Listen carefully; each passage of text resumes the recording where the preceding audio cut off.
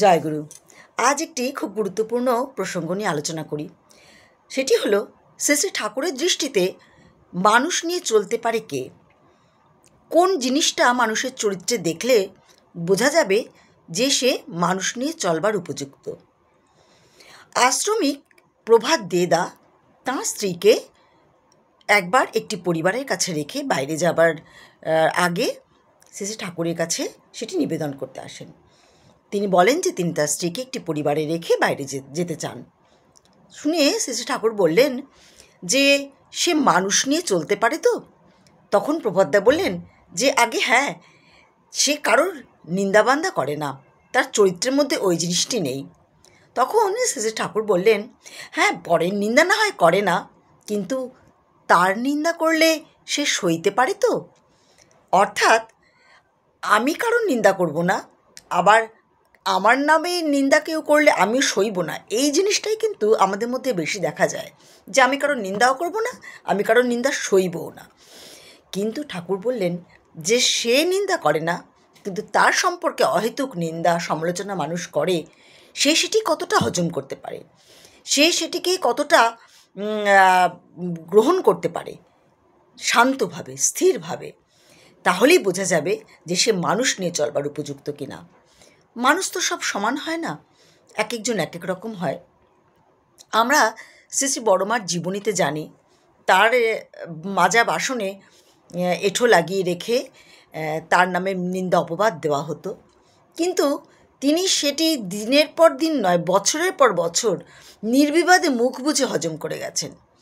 পরে যখন তাকে জিজ্ঞাসা করা হয়েছে, তিনি বলেছেন আমি তো করিনি, তাহলে কেন আমার মন খারাপ হবে?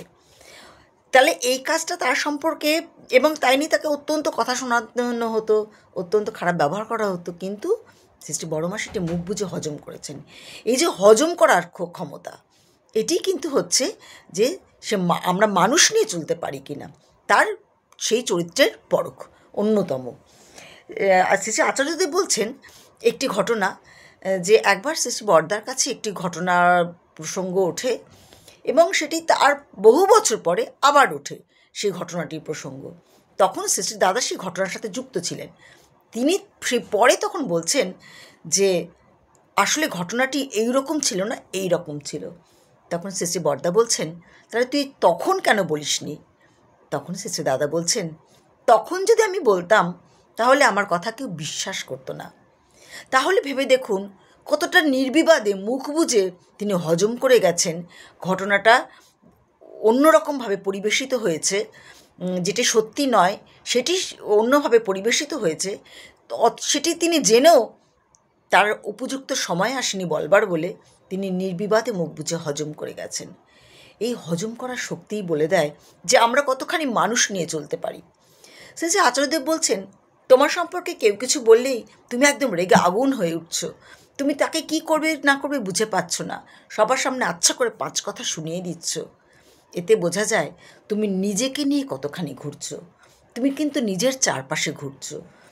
তোমার সম্পর্কে তোমার অহংবোধ, তোমার আমিত্ববোধ কতখানি প্রবল হলে কেউ একটু কিছু বললেই তোমার গায়ে বড় বড় ফোসকা পড়ে যাচ্ছে।